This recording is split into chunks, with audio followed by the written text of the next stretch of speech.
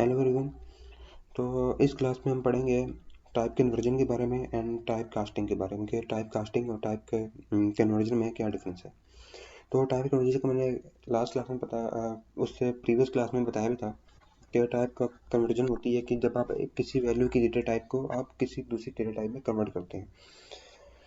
तो अब जो यहाँ पे डिफरेंस बताना चाहूँगा कि टाइप कास्टिंग टाइप कन्वर्जन जो होती है वो टू टाइप्स की होती है। एक होती है इम्प्लिसिट इम्प्लिसिट टाइप कन्वर्जन, एक होती है एक्सप्लिसिट टाइप कन्वर्जन। मतलब कि एक होती है इम्प्लिसिट, एक होती है एक्सप्लिसिट। ठीक है। अब इम्प्लिसिट क्या होती है? जब इम्प्लिसिट वो टाइप कन्वर्जन होती है जिसमें आपको जो कंपाइलर होता है वो ऑटोमेटिकली किसी डेटा टाइप को किसी दूसरी डेटा टाइप में कन्वर्ट कर देगा। मतलब कि किसी लोअर डेटा टाइप कोई भी सकती है, आपके इंटीजर सपोज कर लें, उसको मैं कन्वर्ट करना चाहता हूँ मैं किसी हायर डेटा टाइप जो भी होगी फ्लोट। तो आपका कंपाइलर जो होगा उसको ऑटोमेटिकली कन्वर्ट कर देगा लोअर को हाईएस्ट डेटा टाइप में। मैं उसकी एग्जांपल एक लेता हूँ। सपोज करें मैंने वेरिएबल लिया num1 के नाम से, उसके अंदर मैंने वैल्यू स्टोर की मैंने 10। फिर मैंने को वेरिएबल लिया num2 के नाम से, उसके वैल्यू स्टोर करा दी मैंने 20.5। ठीक है। अब मैं एक वेरिएबल लेता हूँ num3 के नाम से। अब उसके अंदर मैं कराता हूँ num1 प्लस num2, मतलब कि इन दोनों को प्लस करके जो वैल्यू आएगी वो मेरे num3 में आके सेव हो जाएगी। और अगर मैं प्रिंट कराता हूँ num3 को, ठीक है, तो फिर ये भी करा लेता हूँ कि num3 टाइप num3, मतलब कि जो num3 की जो टाइप है वो मेरे शो हो जाए। इसकी टाइप है इंटीजर, इसे कमेंट ले देता हूँ। इसकी टाइप है इंटीजर एंड इसकी टाइप है फ्लोट। ठीक है। अब मैं जब इन दोनों की वैल्यू प्लस होगी, जो वैल्यू इसमें आके सेव होगी num3 में, वो हमारा फाइनल रिजल्ट होगा। अब इशू यहाँ पे जो है कि मेरा पहला वेरिएबल जो था वो था इंटीजर टाइप का एंड सेकंड वेरिएबल जो है वो है फ्लोट टाइप का। तो मैं जब प्लस करूंगा तो जो मेरा रिजल्ट आएगा वो किस टाइप का होगा? तो जहाँ पे काम आता है इम्प्लिसिट टाइप कन्वर्जन का, कि हमारा कंपाइलर जो होगा वो मेरा वेरिएबल नेम वन जो है नम1, उसकी वैल्यू 10 जो है वो उसको कन्वर्ट कर देगा इंटीजर टाइप से फ्लोट में, ताकि जब इनकी वैल्यू टेम्परेरी के ऊपर उसको कन्वर्ट करेगा यहाँ पे इस कंडीशन में, यहाँ पे कन्वर्ट कर देगा इसको इंट से फ्लोट में, ताकि जब ये भी फ्लोट हो जाए फिर ये भी फ्लोट हो जाए तो ये दोनों प्लस होके आएंगी, फिर वैल्यू इसके अंदर आ जाके num3 के अंदर आके आके सेव हो जाएगी आके। इसको मैं प्रिंट करके दिखाता हूँ और देख सकते हैं कि आंसर आया 30.5, जबकि num1 मेरे पास था इंटीजर और ये था फ्लोट।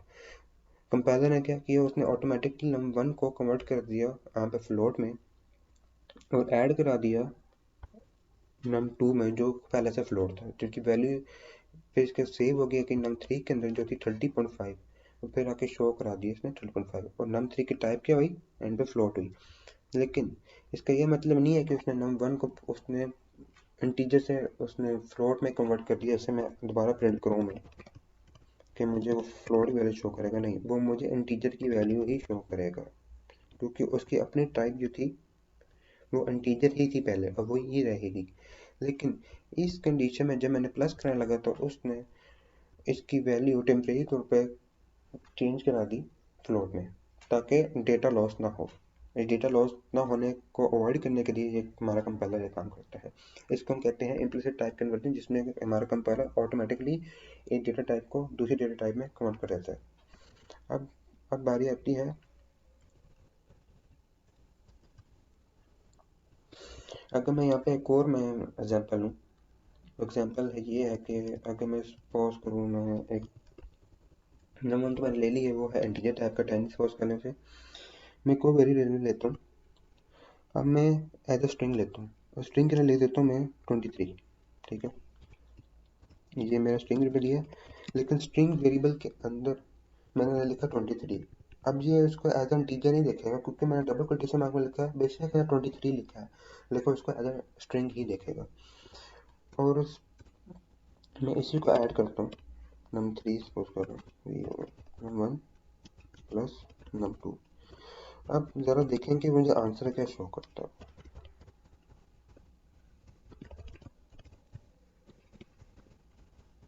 क्या वो अभी भी वो आंसर शो करेगा मुझे या नहीं, या किसी टाइम में कमेंट कर देगा। अब आप देख सकते हैं उसने कोई शो नहीं किया, उसने मुझे टाइप एरर दिया है।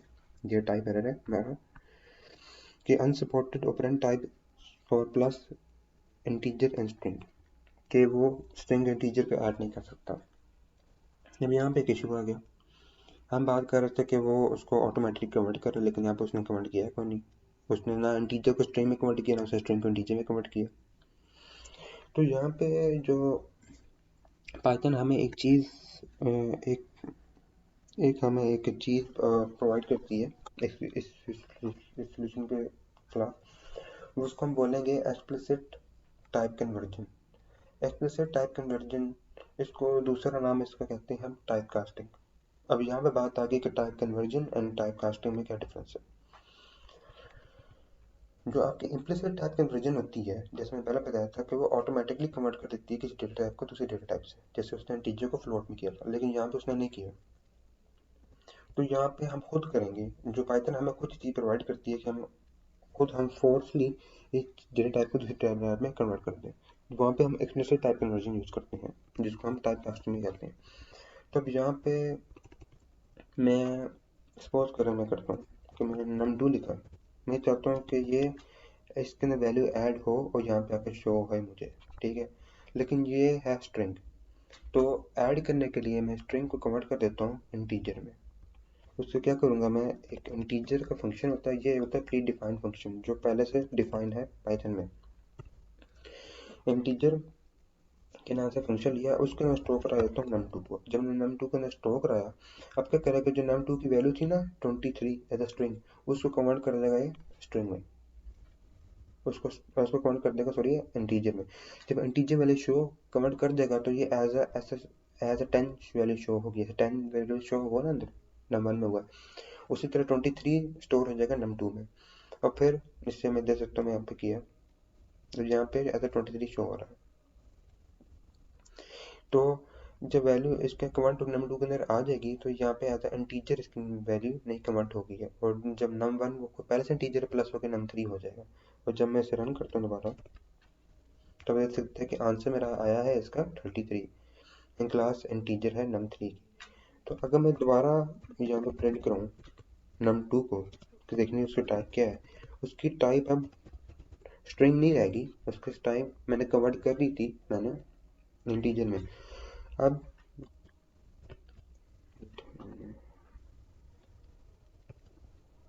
ये देख सकते हैं कि इसकी टाइप इंटीजर ही है, num2 की कमेंट होगी। अब उसकी टाइप इंटीजर क्यों रही, क्योंकि हमने फोर्सफुली खुद मैंने उसकी डेटा टाइप कन्वर्ट की थी डेटा टाइप में। इम्प्लिसिट ने ऑटोमेटिकली की थी, तो वो वहाँ पे थोड़ी देर के लिए उसने इसकी टाइप उसमें चेंज करके उसने ऐड करा लिया था फ्लोट में। लेकिन यहाँ पे मैंने खुद फोर्सफुली किया, तो उसकी वैल्यू स्ट्रिंग से चेंज होगी, वो वापस स्ट्रिंग नहीं रहेगी उसकी। तो ये था आपका एक्सप्लिसिट टाइप कन्वर्जन। इसका नुकसान ये है कि इसमें आपका डेटा लॉस हो सकता है, क्योंकि यहाँ पे इसमें फोर्सफुली आप कन्वर्ट कर रहे हैं दूसरे डेटा टाइप में। इम्प्लिसिट में नहीं होता था क्योंकि ऑटोमेटिकली हुआ करता था। कंपाइलर देखता था कि यहाँ पर डेटा टाइप कन्वर्ट हो सकती है, जिस और कर दूँ, उससे डेटा लॉस नहीं होगा, तो कंपाइलर ऑटोमेटिकली कर देता था उसकी डेटा टाइप कन्वर्ट। एक्सप्लिसिट में कंपाइलर करता नहीं है कुछ डेटा टाइप की कन्वर्ट्स, जिसकी वजह से फिर हमें खुद करना पड़ता है। ये प्री डिफाइंड फंक्शन है जिसमें इंटीजर का आता था, इस तरह फ्लोट का भी होता है, स्ट्रिंग का भी होता है, जिसे हम कन्वर्ट कर सकते हैं। ठीक है, अगर मैं चाहूँ मैं स्ट्रिंग को भी कन्वर्ट कर सकता हूँ, जिसमें मैं num1 किया, num1 को मैं करना चाहूँ जो इंटीजर पर लिखा होता है, मैं 10 को कन्वर्ट कर देता हूँ स्ट्रिंग में, लेकिन स्ट्रिंग का फंक्शन यूज़ करूँगा। अब जब मैं ऐड करूँगा तो वो मुझे एज अ स्ट्रिंग वाले शो करेगा। वो देख सकते हैं उसने 10 20 शुरू किया, उसने प्लस नहीं कराया क्योंकि दोनों स्ट्रिंग थी। अब यहाँ पे उसने प्लस को एज अ कंकैटिनेशन सिंबल देखा क्योंकि उसने ये भी स्ट्रिंग है, अब ये भी स्ट्रिंग होगी, तो उसने कन्वर्ट कर दिया दोनों को स्ट्रिंग में। फिर उसने ऐड कर दिया कंकैटिनेशन में, दो स्ट्रिंग आपस में मर्ज होगी, पहली वैल्यू 10 दूसरी वैल्यू 23, और दोनों स्ट्रिंग वेरिएबल्स हैं। ये आज के लिए था। Thank you.